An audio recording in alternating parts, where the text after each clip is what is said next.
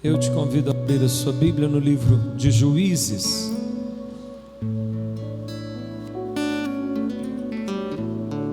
Juízes capítulo 6.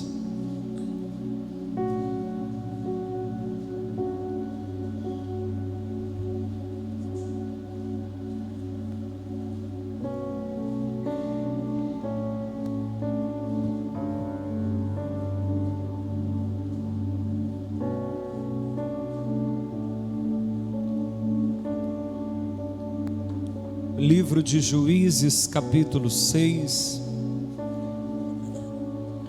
versículo 1.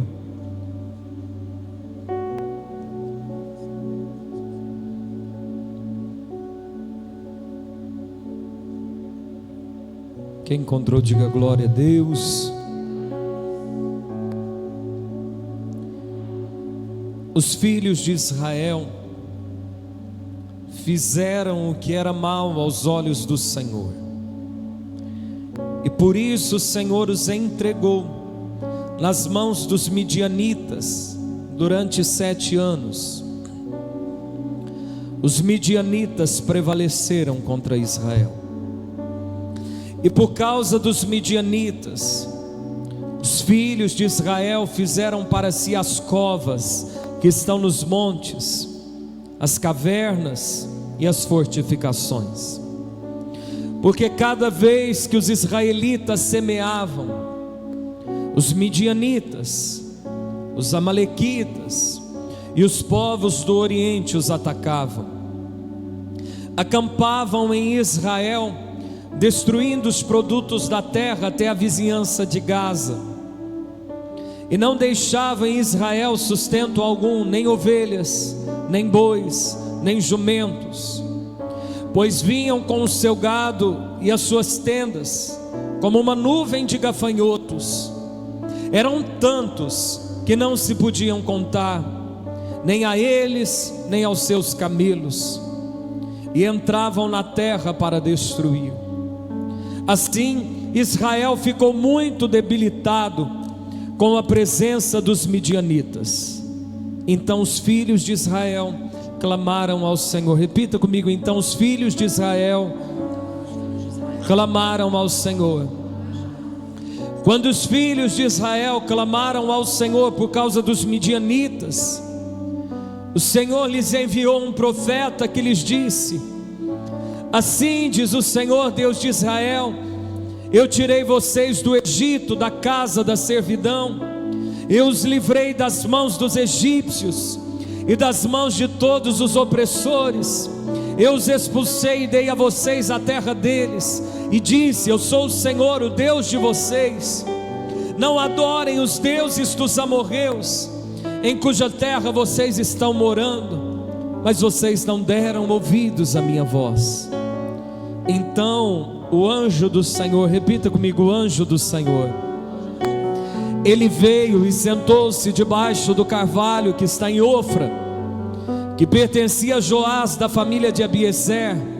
Gideão, filho de Joás, estava malhando trigo no lagar para o pôr a salvo dos midianitas. Então o anjo do Senhor lhe apareceu e lhe disse: o Senhor está contigo, o Senhor está com você, homem valente. Gideão respondeu: ah, meu Senhor, se o Senhor Deus está conosco, por que nos aconteceu tudo isto? E onde estão todas as suas maravilhas que os nossos pais nos contaram? Eles disseram: o Senhor nos tirou do Egito, porém agora o Senhor nos abandonou e nos entregou nas mãos dos midianitas.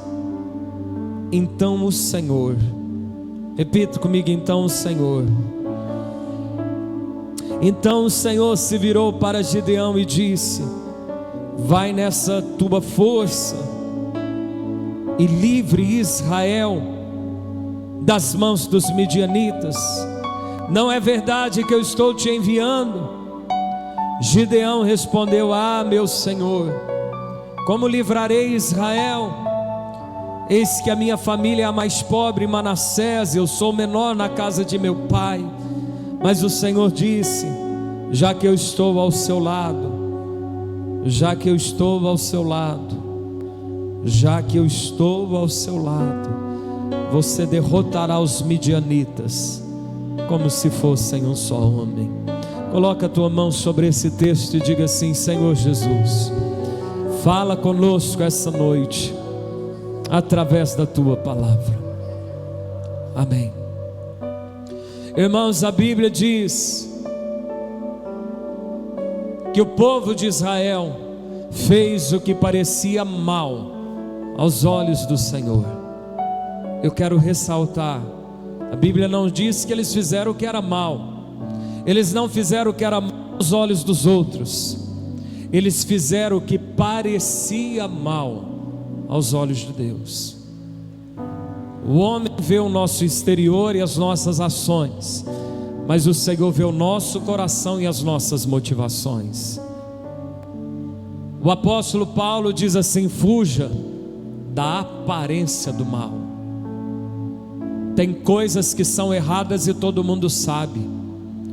Tem coisas que nem parece tão errado nos dias de hoje, mas tem coisas que, ainda que é aplaudido ou legalizado na terra, parece mal aos olhos do Senhor. Eles fizeram algo que parecia mal aos olhos do Senhor, e o Senhor os entregou nas mãos dos midianitas. Todas as vezes que você faz o que parece mal aos olhos do Senhor, você vai ser entregue nas mãos de um problema. Não porque Deus não te ama, não porque Deus não se importa com você, é porque quando você decide andar longe dos caminhos de Deus, o Senhor não tem mais compromisso de te proteger. Jesus, Ele só vai entrar pelas portas que você abrir. Só que o diabo vai sempre entrar pelas brechas que você esquece de fechar. Por isso eu e você precisamos tomar uma decisão se quisermos viver debaixo da bênção de Deus. Não apenas abrir a porta para Jesus entrar, como também fechar as brechas para o diabo não entrar e assolar a nossa vida. Tem coisas que não parecem mal hoje em dia, mas aos olhos do Senhor isso não muda. A Bíblia diz em Romanos 6:23, o salário do pecado é a morte. Tem pecados que são notórios, a Bíblia diz, mas tem pecados que só eu e você sabemos, que vem de um pensamento, que vem de um olhar, que vem de uma conversa torpe, que vem de um celular. O pecado sempre irá te levar mais longe de onde você queria ir. O pecado sempre irá te cobrar mais do que você estava disposto a pagar. Ele pode seduzir por um momento, ele pode ser interessante por um instante. Você pode imaginar que tem controle. Não, até aqui eu posso. Tem gente que pergunta até onde eu posso ir. Só que o pecado sempre te leva mais longe do que você estava disposto a ir. E o pecado vai te cobrar mais caro. Ele vai te custar mais do que você estava disposto a pagar no início. Um abismo chama outro abismo. O pecado no final do mês traz uma recompensa.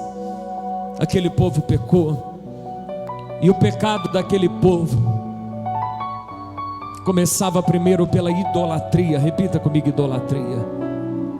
O apóstolo João diz assim, num dos últimos versículos da sua primeira epístola: filhinhos, guardai-vos dos ídolos. Ídolo é tudo aquilo para quem você devota a sua atenção. Ídolo é tudo aquilo que você coloca no lugar ou acima de Jesus. Ídolo pode ser sim uma imagem de escultura, mas ídolo pode ser o seu carro, pode ser a sua casa, pode ser o seu esposo, a sua esposa, pode ser o seu filho, pode ser algum parente, pode ser o teu trabalho, pode ser o seu nome, pode ser o seu ego, pode ser a sua performance, a sua imagem pessoal. Aquele povo caiu na idolatria. Aquele povo não se atentou que um tempo antes, mas bem próximo, Deus tinha usado Débora para libertá-los. Mais uma vez eles caem na idolatria, mas um segundo pecado que eles ali nadam de braçada é na apostasia. Repita comigo: apostasia.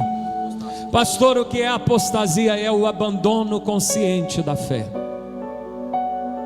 Quantas pessoas você conhece que um dia conheceram Jesus, serviram Jesus, quem sabe até pregaram para você estar aqui e não estão mais, porque conscientemente aos poucos foram abrindo concessões, olhando para o mundo pensando que o errado está dando certo, ou olhando para o sofrimento do crente pensando que obedecer vai dar errado. Foram abrindo concessões. Eles perderam a comunhão com Deus de Israel, e por causa disso eles caíram, e a queda deles foi tão notória que a Bíblia vai dizer que eles continuam a plantar, eles continuam a cultivar os seus gados, as suas ovelhas.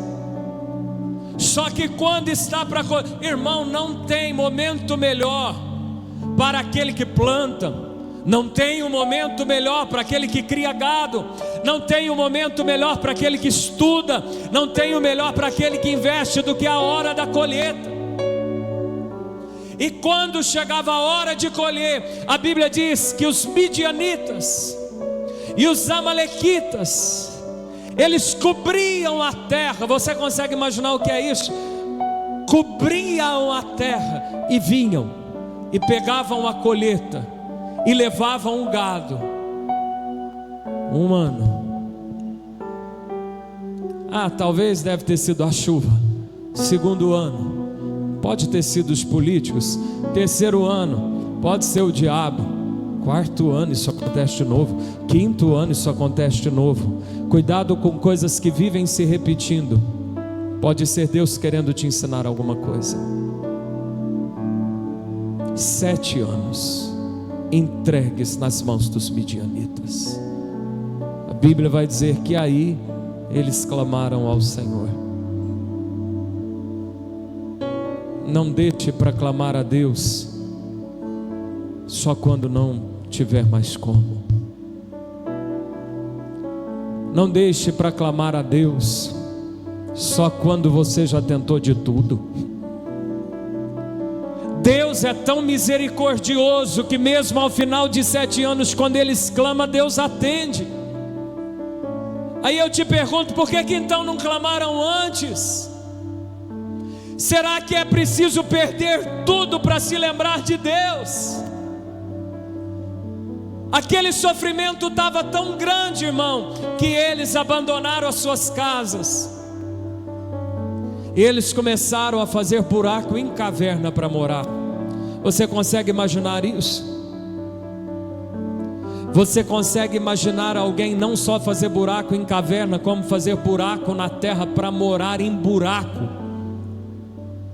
Eles foram morar em cavernas e em buracos, e eles clamam ao Senhor. E quando eles clamam ao Senhor, Deus levanta um profeta para trazer uma palavra. Olha para quem está do teu lado e diga assim: não despreze os profetas de Deus. Deus ainda fala, e Deus ainda usa os seus servos na terra. Ouça a voz profética que ecoa. O Senhor diz em Hebreus: quando ouvirdes a voz do Senhor teu Deus, não endureçais o vosso coração. Deus levanta um profeta para dizer por que aquilo que estava acontecendo. Suas finanças não estão indo bem. Eu não estou falando de um ano, talvez é um ciclo. 7 anos representa o ciclo perfeito. As histórias vivem se repetindo na sua vida, e não é por um momento. Ciclos. Eu e você precisamos parar essa noite e pensar: caímos na idolatria de novo? Caímos na apostasia de novo? Onde estamos falhando? E aí a Bíblia vai dizer que um anjo do Senhor aparece a um homem chamado Gideão. Gideão significa guerreiro. E Gideão, ele está malhando trigo no lagar. Eu quero, talvez você já saiba, mas se você não sabe ou tenha se esquecido, eu quero compartilhar 2 termos que a Bíblia vai dizer. Repita comigo: eira e lagar. Diga mais forte: eira e lagar. A eira era um terreno plano, num lugar que pegava bastante vento. E na eira, nesse lugar aberto, colocava o trigo, porque batendo muito vento, a casca do trigo iria embora. Agora, lagar é um buraco, muitas vezes esculpido em rocha, que botava as uvas para pisar e sair o suco dela. Repita comigo: trigo na eira, uva no lagar. A Bíblia vai dizer que Gideão está malhando trigo no lagar. Trigo era malhado na eira. Só que aquele povo estava tão cansado de ser roubado, aquele povo estava tão esgotado das coisas darem tão errado na vida deles, que Gideão vai pegar um trigo e vai se enfiar num buraco que colocava uva.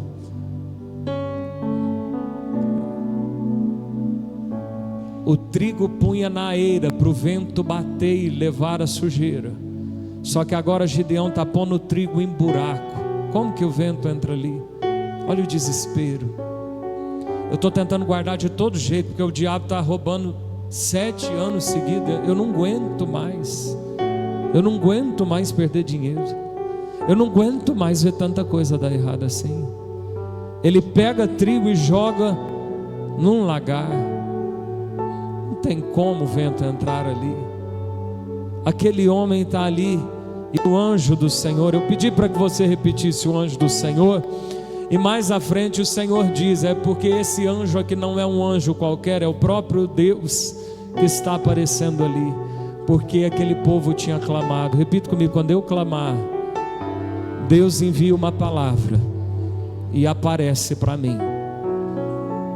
Talvez Deus só te trouxe aqui, está usando essa palavra porque você está encucado, porque você está preocupado, porque você está perguntando: Senhor, por que está acontecendo isso na minha casa tanto? E está lá o Gideão malhando trigo no lagar, e o anjo do Senhor aparece e diz assim: Deus é contigo, homem valente. Aquele homem estava com medo, aquele homem estava esgotado, aquele homem estava sofrendo, e Deus diz assim: homem valente. Deus consegue ver força onde você vê fraqueza. Você diz que não aguenta mais, e Jesus sabe que você suporta mais um pouco. Talvez você até pensa que a sua força já foi embora, e Jesus olha e diz assim: porque você não desistiu, você é mais forte do que você imagina. Muitos já teriam tombado. Deus é contigo, Gideão. Olha para quem está do teu lado e diga assim: Deus é contigo, homem valente. Se for mulher, diga: Deus é contigo, mulher valente. Deus é contigo, varões valentes. Ah, mas na hora que fala aquilo, Gideão diz assim: do que é feito de tantas maravilhas que nós ouvimos? Gideão tinha um inconformismo dentro dele. Cadê o Deus que apareceu tanto lá no passado? Do que é feito aquilo que os antepassados contaram que o Senhor fazia? E Deus disse para Gideão: vai nessa força aí que você está malhando o trigo. Vai nessa força libertar o seu povo então desse sofrimento. Ele diz assim: eu? Olha o jeito que eu estou. Minha família é a menor. Nós somos os mais pobres de Israel. E o Senhor diz: porque Deus está contigo. você vai destruir os teus inimigos como se fosse um só homem. Você é um escolhido de Deus, meu irmão. Você que está aqui, você é um escolhido de Deus. Você pode estar enfrentando os seus piores tempos, circunstâncias e momentos, mas isso não altera aquilo que Deus um dia havia determinado na sua história.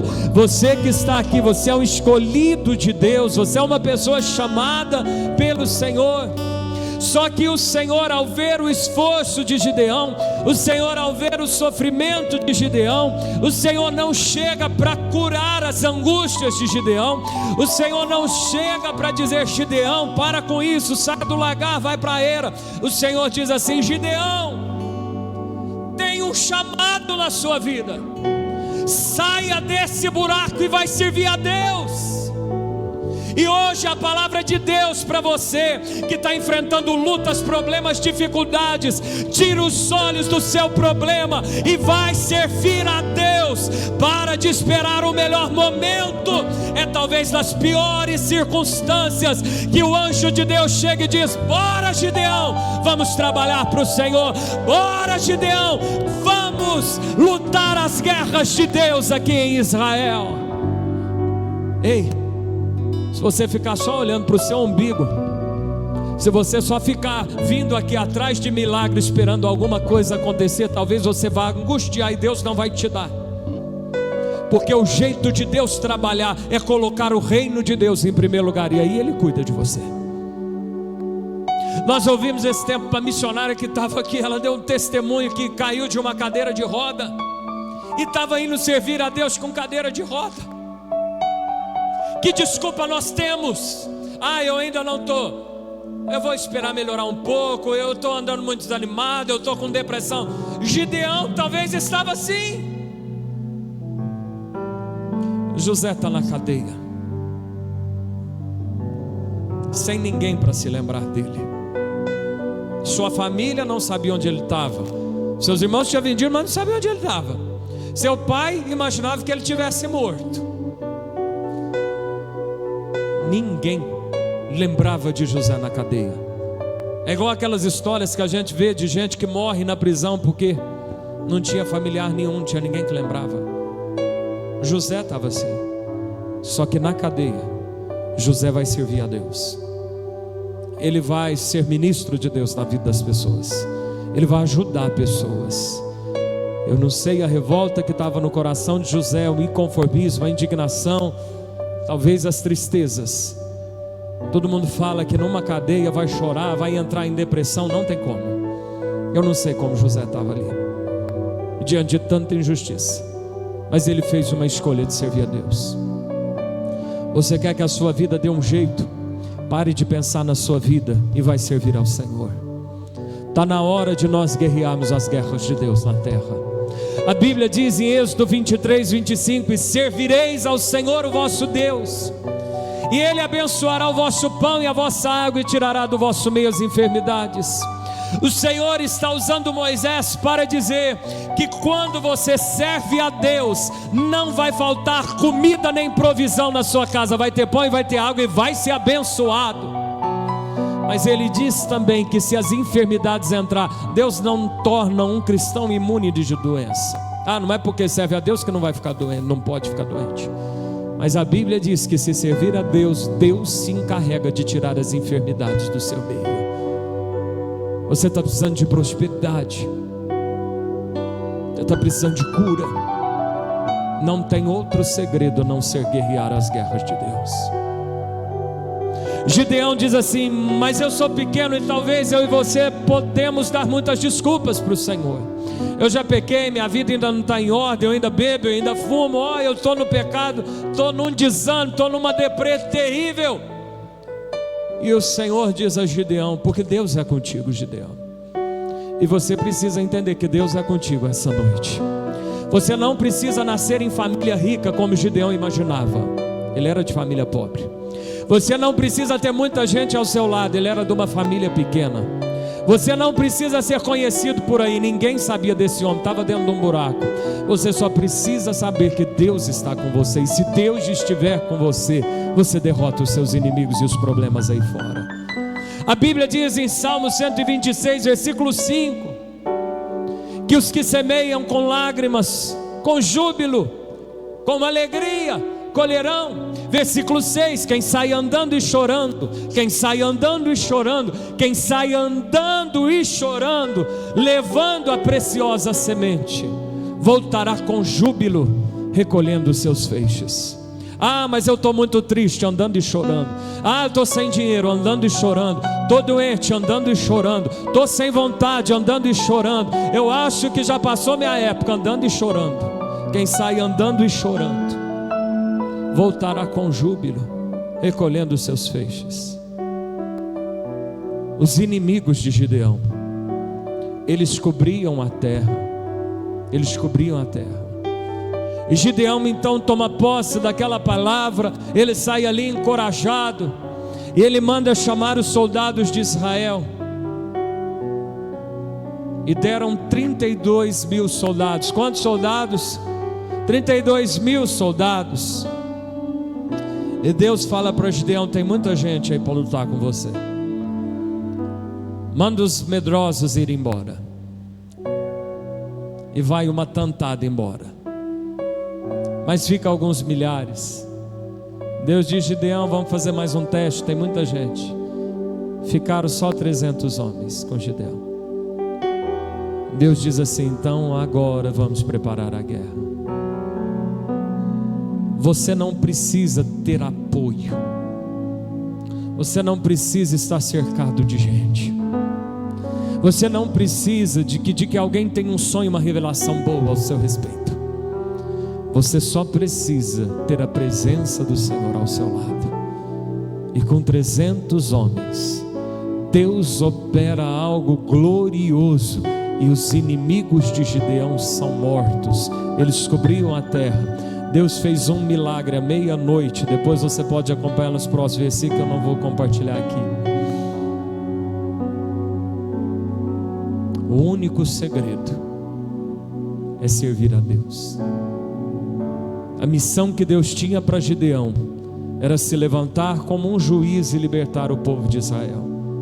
E a missão que Deus tem para mim e para você, Ele disse no monte da Galileia: ide por todo o mundo, fazei discípulos de todas as nações.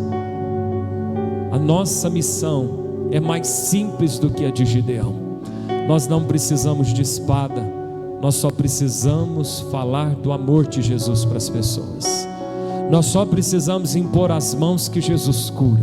Nós só precisamos orar pelos cativos que Jesus liberta. Nós só precisamos nos levantar, porque a Bíblia diz que nem a palavra na nossa boca vai sair de nós mesmos, o Espírito Santo vai falar. Entenda bem, Deus só quer a sua disposição, porque Ele vai através dos seus pés, Ele fala através da sua boca, Ele cura através das suas mãos. Você quer que a tua vida dê um up? Você quer que as coisas deem certo? Está na hora de servir a Deus. Deus não chegou para Gideão e diz assim: Gideão, eu tenho uma palavra para você, nunca mais os midianitas vão roubar o trigo. Pode voltar para ele. Gideão, tem uma palavra para você, nunca mais vai ser roubado o seu gado. Não, Deus disse assim: vai ter que servir a Deus, Gideão. O único segredo é servir a Deus. Estamos nas portas do final de um ano. Não deixe esse ano passar sem você servir ao Senhor. Está na hora de nós nos levantarmos para pregarmos o Evangelho, para falarmos do amor de Jesus às pessoas, para servirmos na obra. Cada um de nós aqui temos dons e talentos. Todos nós temos algo aqui para fazermos para o Senhor, dentro da igreja, dentro do ministério, para ajudar o Senhor na obra da salvação aí na terra. E é servindo a Deus que você vai ver Deus cuidando da sua vida. Gideão nunca precisou mais entrar num lagar. Gideão nunca mais teve medo e escondeu as suas coisas dentro de uma caverna. Nunca mais. Gideão agora é tão corajoso que ele não tem medo de um exército que cobre a terra. Quando você decide servir a Deus, você vê que um poder dos céus te encoraja, e tudo aquilo que te assustava não te amedronta mais. Vamos ficar de pé no nome de Jesus.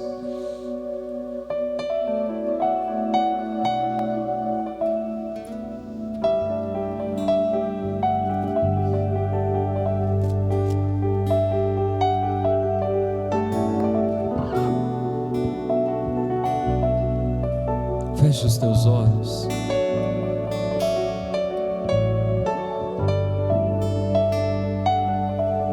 Curve a sua cabeça.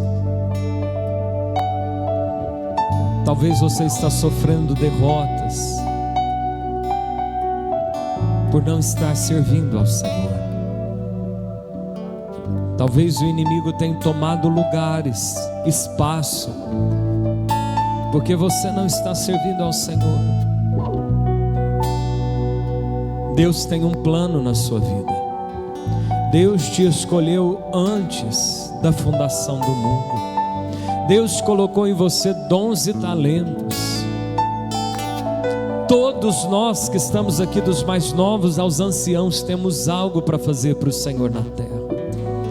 E se somarmos, se dermos as mãos, nós vamos guerrear as guerras do Senhor. E aí nós vamos ver a mão de Deus, a boa mão de Deus, agir na nossa vida.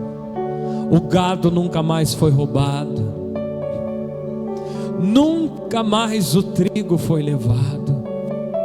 Eu quero declarar que se hoje você se levantar para servir ao Senhor, todos os 7 anos de assolação, todos os ciclos em que o diabo te envergonhou, te desonrou, trouxe dores e tristeza, nunca mais isso voltará a se repetir. Nunca mais o seu gado será levado, nunca mais o seu trigo, as suas colheitas serão saqueadas, porque agora você está servindo a um Deus que não perde batalha, e Ele te defende, Ele guarda o que é teu e Ele protege o que Ele mesmo te deu. Você que está aqui essa noite, que ainda não batizou, decida servir a Deus. Você que está aqui essa noite e que ainda não se envolveu na obra do Senhor, decida servir a Deus. Você que está aqui essa noite, que um dia serviu a Deus, chegou a pregar, abrir casas de oração, que chegou a ser um instrumento nas mãos de Deus, mas você mesmo parou antes de Deus te parar. Você mesmo disse: não estou bem. Quando Deus te chamou, Deus não disse nada, quem parou foi você. Está na hora de se levantar e se reerguer. E você que está aqui diz assim: eu preciso voltar a servir a Deus, eu preciso ter aliança com Deus, eu preciso voltar a cumprir a minha chamada, eu não posso ficar parado, fui eu que parei, não foi Deus que me parou. Eu quero te convidar aí do seu lugar a levantar as mãos e dizer assim comigo: Senhor Jesus, eu me arrependo por não estar te servindo. Eu quero nessa noite fazer uma aliança de gastar a minha vida na obra do Senhor. Eu quero ajudar a pregar o Evangelho, eu quero ganhar almas, eu quero usar os meus dons na tua obra, no nome de Jesus. Pai, no nome de Jesus, eu oro por cada pessoa que levantou as suas mãos. Quando aquele povo clamou, o Senhor levantou, foi um profeta. O Senhor não impôs a mão, o Senhor não ungiu ninguém, o Senhor só falou. E hoje a tua palavra fala conosco. Que a unção dessa palavra desperte a cada um a te servir a partir dessa noite. No nome de Jesus. Traga um novo tempo, Senhor, sobre a vida de cada um. Que cada irmão que aqui está se torne um instrumento, um vaso de honra nas tuas mãos, Senhor. Que aqueles que pararam voltem. Que aqueles que ainda não deram a largada comecem.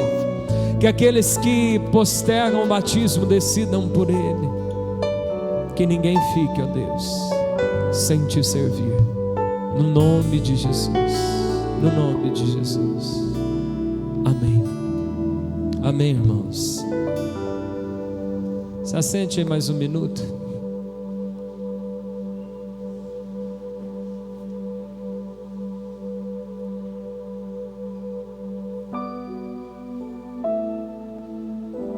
Ao final do culto, eu e os pastores estaremos aqui orando por quem está com enfermidades físicas ou emocionais, ou se estiver precisando de oração, nós estaremos aqui.